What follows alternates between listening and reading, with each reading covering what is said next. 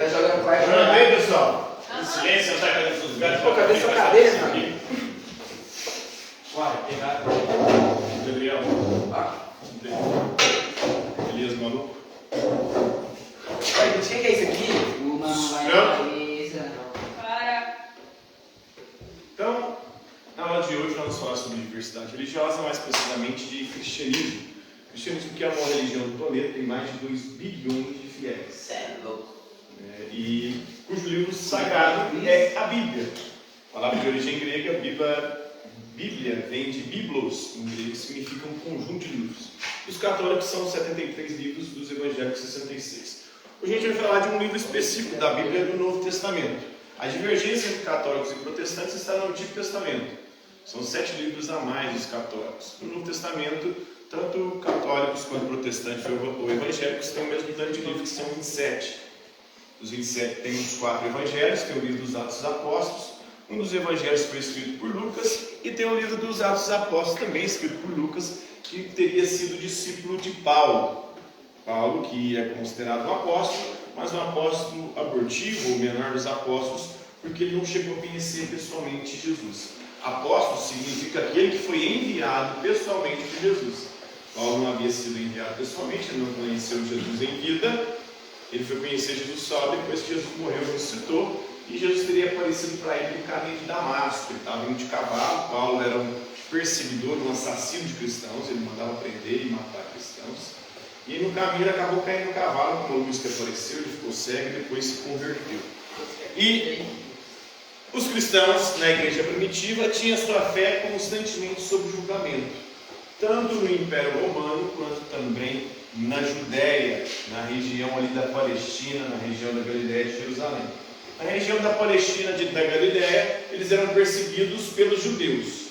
No Império Romano, eles eram perseguidos pelo Império, porque o cristianismo era considerado uma seita herética dentro do judaísmo, e dentro do Império Romano o cristianismo era considerado também uma seita perigosa, porque os cristãos não aceitavam ajoelhar e adorar os deuses romanos, especialmente o imperador romano, que era considerado um deus, né?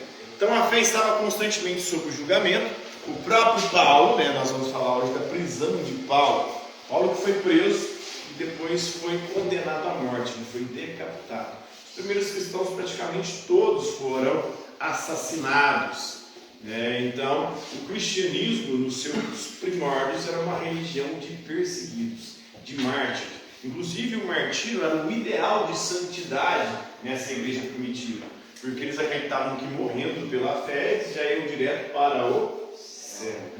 Então, depois que a igreja ela se torna uma instituição poderosa politicamente, que aí os cristãos vão mudar e vão começar a defender coisas que defendem, como defende hoje em dia. Tem muito cristão hoje que defende porte de arma, que defende coisas aí completamente avessas ou contraditórias, no mínimo contraditórias, né? Mas completamente inadmissíveis se pegarmos a perspectiva bíblica, porque Jesus disse: se te dão um tapa na face direita, oferece também a esquerda. Se te tomarem a túnica, dê também as sandálias. Então você não reagir.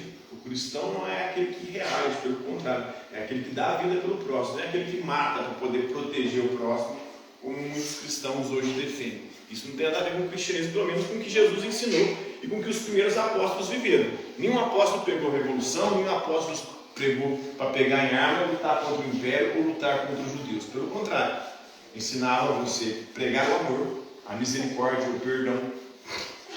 Então Paulo, diante daqueles que o julgavam, ele disse, confesso-te que adoro o Deus de nossos antepassados, como seguidor do caminho.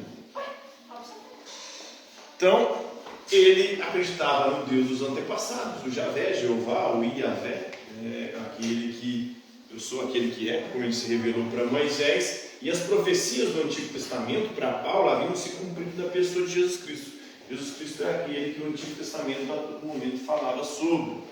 Então esse martírio de Paulo teria acontecido entre 57 e 60, na verdade a prisão, O martírio, a morte dele é depois, por volta de 65, 66.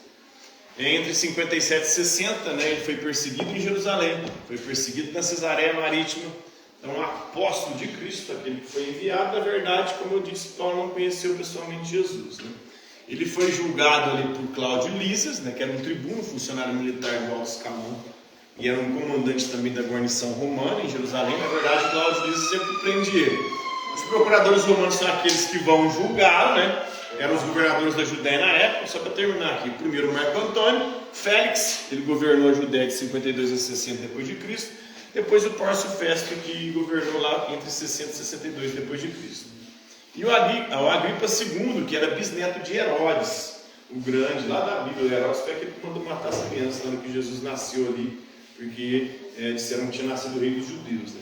Então era um rei designado aí pelos romanos, cujos domínios incluía a Galiléia, que era a região ali onde Paulo atuava. Ele era um fariseu, era um judeu, apesar de que era um judeu helenizado, sabia falar grego e tinha cidadania romana. Então ele sofreu dores e provações. As similaridades do Evangelho, né, as dores que ele passou foram muito similares e parecidas com a do próprio Cristo. A prisão de Paulo é um tema popular na arte religiosa, como mostra, tem afresco, né, pinturas nas basílicas das igrejas católicas, especialmente lá no Vaticano, né? Uma basílica papal de São Paulo Extramuros, que foi construída no lugar onde Paulo teria sido sepultado. Ele foi julgado, condenado à morte, decapitado e enterrado lá em Roma. Então ele diz, né, não estou dizendo nada além do que os profetas e Moisés disseram que haveria de acontecer. Então, Jesus cumpriu a Torá, os 5 primeiros livros da Bíblia, e os profetas. Que o Cristo proclamaria luz para o seu próprio povo e para os gentios, está lá em Atos 26. E depois ele diz também, irmãos, estou sendo julgado por causa da minha esperança na ressurreição dos mortos.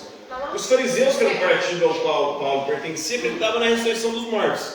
E por isso, ele dizia que esse tipo de fé, se fosse para ser condenada, os fariseus também deveriam ser perseguidos, né?